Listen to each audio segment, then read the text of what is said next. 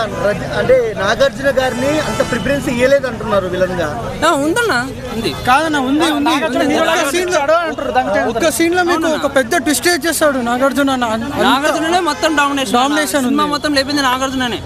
Cinema hit ఫట్టా hit అన్న, hit cinema hit అయితే మంది లాగ్ ఉంది, బోర్డ్ సీన్స్ ఉన్నాయి. ఫస్ట్ హాఫ్ లాగ్ ఉందన్న. It manage very well in second half అన్న. మొత్తం సెకండ్ హాఫ్ లో మేనేజ్ అయిపోయింది. ఆర్టిస్ట్ ఉన్నారు కదా, అంత మందిని క్యారీ చేశారు. సెకండ్ హాఫ్ మొత్తం చేశారన్న. ఒక పాయింట్ లో హైప్ ఇచ్చింది. దే మెయింటైన్ దేర్ వాల్యూ మొత్తం మెయింటైన్ చేశారు. సో వార్ 2 ముందు కూలింగ్ నిలబడుతుందా?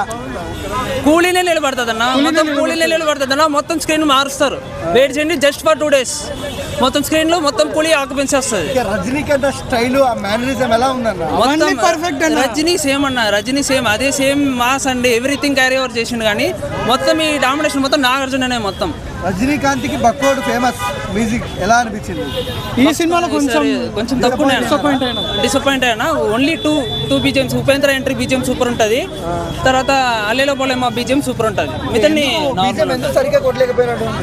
స్టోరీ క్యారీ చేస్తుందని ఇక్కడ బీజిఎం కాదు, స్టోరీ క్యారీ చేయడం వల్ల స్టోరీకి బీజిఎం ఇంతనే ఇవ్వాలనేట్లా మనకు అనిపిస్తుంది. కానీ స్టోరీ అయితే మంచిగా ఉంది. Must rewatch theatre watch movie. ఒక డిఫరెంట్ పాయింట్ ని స్టార్ట్ చేసి ఒక డిఫరెంట్ పాయింట్ లో ఎండ్ అయింది మూవీ, అంతే.